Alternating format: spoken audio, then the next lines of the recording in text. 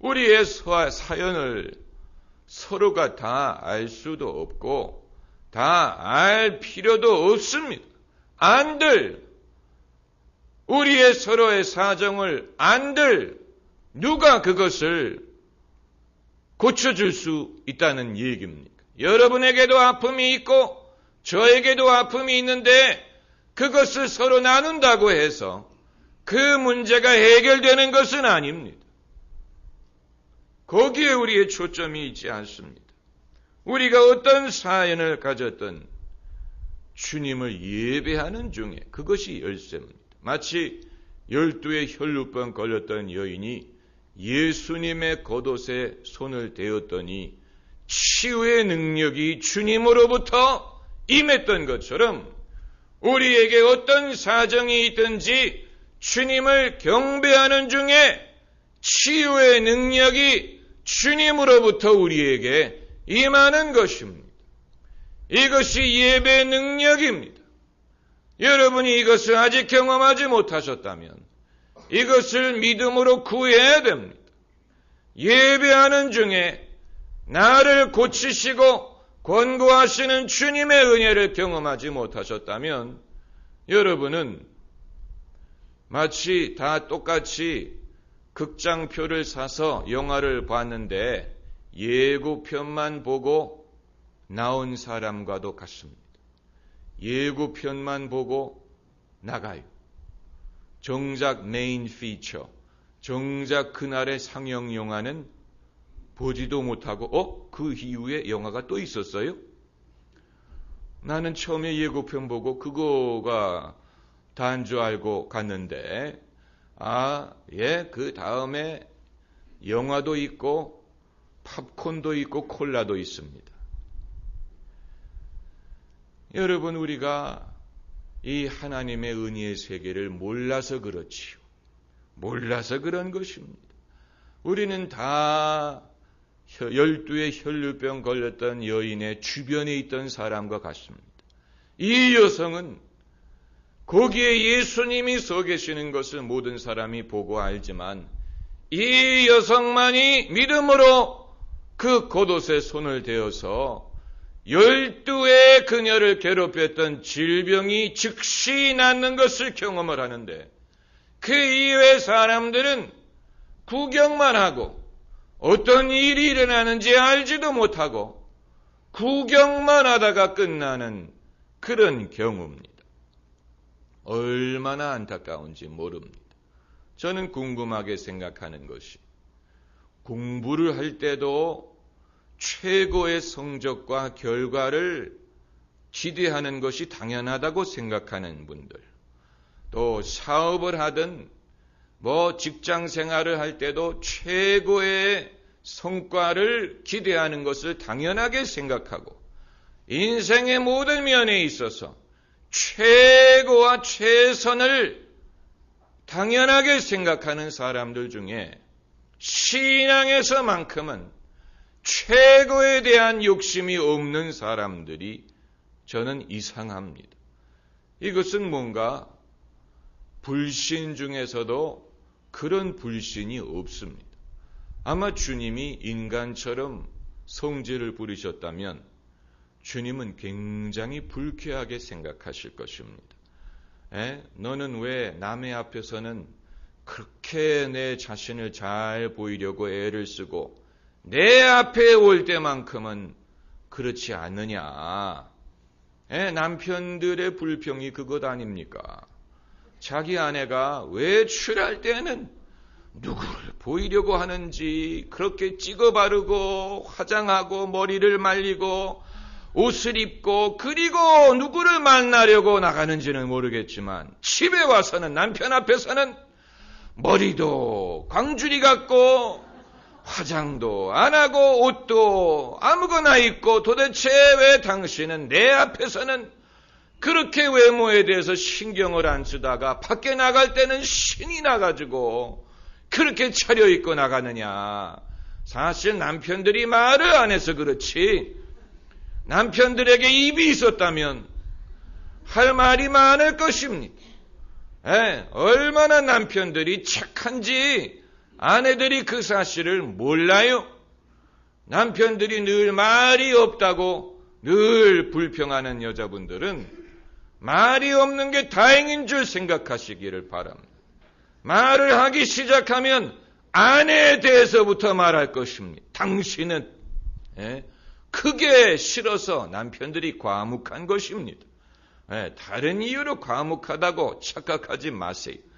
할 말이 왜 없습니까?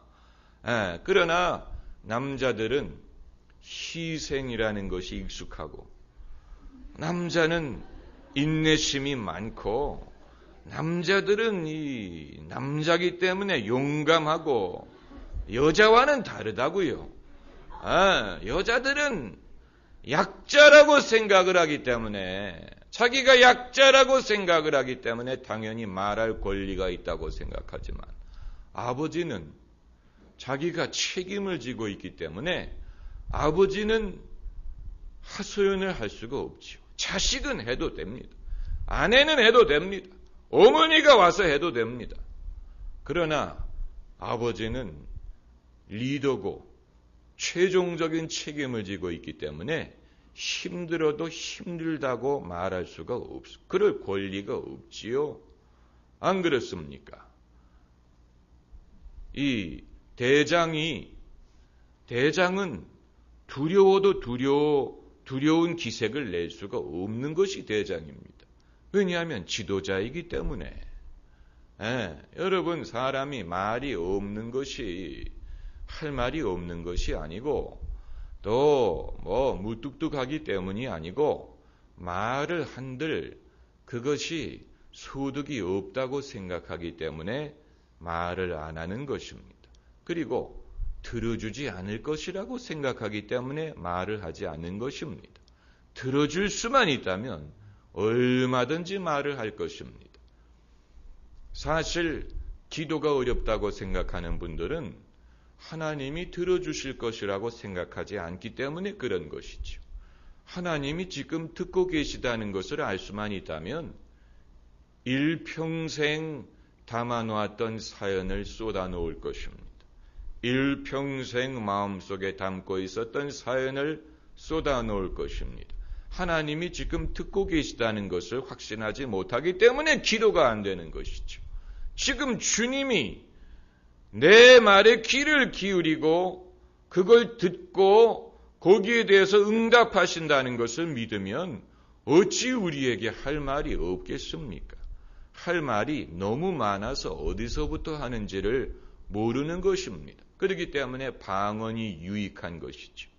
방언은 마치 뭐에 비교할 수 있냐면 20년 동안 매일 20년 동안 하고 싶었던 말을 순서가 없이 그게 한꺼번에 몰려 나온다고 보면 됩니다. 그렇기 때문에 그걸 차근차근 하면 하나님, 제가요 20년 전부터 이런 생각을 가졌는데요. 첫째는요 이런 식으로 해야 되는 게 한꺼번에 몰려 나오니까 이렇게 나오는.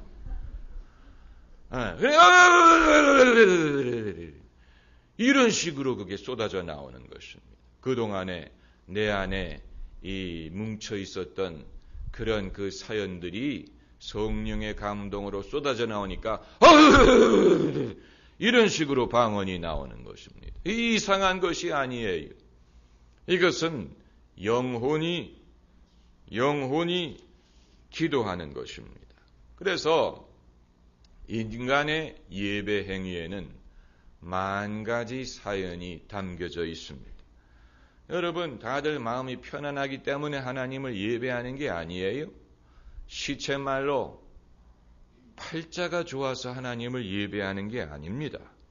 다 멀쩡해 보이지만 안녕하십니까? 라는 질문에 선뜻 대답할 수 없는 사연들이 다 있습니다.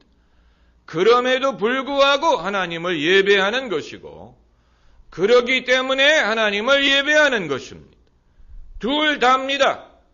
우리에게 이런저런 어려움이 있음에도 불구하고 하나님을 예배하는 것이고 그런 것이 있기 때문에 하나님을 예배하는 것입니다. 우리에게 죄가 있어도 그럼에도 하나님을 예배하는 것이고 죄가 있기 때문에 하나님을 의지하는 것입니다. 할렐루야. 둘 다예요. 그런데 예수님은 이 여인들에게 이렇게 말씀하십니다. 10절에 무서워 말라. Do not be afraid. 무서워 말라. 물론 부활하신 예수님을 만나뵌 이 여인들의 경악, 두려움 때문에 이런 말씀을 하신 면도 있지만 이런 상황이 아니더라도 하나님은 늘 사람들에게 똑같은 말씀을 하십니다. 두려워하지 말라. 두려워하지 말고 믿기만 하라. 왜 두려워하였느냐? 믿음이 없는 자들아. 두려워하지 말라. 아주 의미심장한 말씀입니다. 인간의 실존 상태를 한마디로 요약하면 두려움입니다. 두려움. 이 금융위기의 뿌리에도 두려움이 있습니다. 두렵기 때문에 주식을 팔고 두렵기 때문에 돈을 회수하는 것입니다. 또 정치의 뿌리에도 두려움이 있습니다. 테러라는 말은 두려움이란 뜻입니다. 우리 모두에게도 두려움이 있습니다. 내가 망하지 않을까, 파산하지 않을까, 죽지 않을까, 실패하지 않을까. 사람들은 만 가지를 두려워하는데 만일 하나님이 모세에게 11번째 계명을 주셨다면 너는 두려워하지 말지니라. 이런 계명이 되었을 것입니다. You shall not be afraid. 11번째 계명. 믿음의 반대는 의심이 아니고 두려움입니다. 두려워하는 사람은 지금 믿음이 없는 것입니다. 그래서 예수님이 두려워하지 말라. 그리고 하시는 말씀이 가서 내 형제들에게 갈릴리로 가라 하라. 거기서 나를 보리라. 우리가 두려워하지 않는 법을 배운 후에야 하나님의 일도 하고 이웃을 섬길 수 있습니다. 만약에 우리가 우리의 모든 문제가 해결된 다음에야 남을 섬길 수 있다면 우리 중에 남을 섬길 수 있는 사람은 아무도 없을 것입니다. 다 문제가 있습니다. 그러나 적어도 내가 내 두려움의 문제는 해결을 해야 됩니다. 이 두려움의 문제를 해결하고 내가 믿음으로 생각하고 믿음으로 판단하는 법을 배우고 그때부터는 하나님의 일을 하고 이웃을 주님의 이름으로 섬길 수가 있는 것입니다. 믿음은 두려움을 해결하는 것입니다. 할렐루야. 기도하십시다.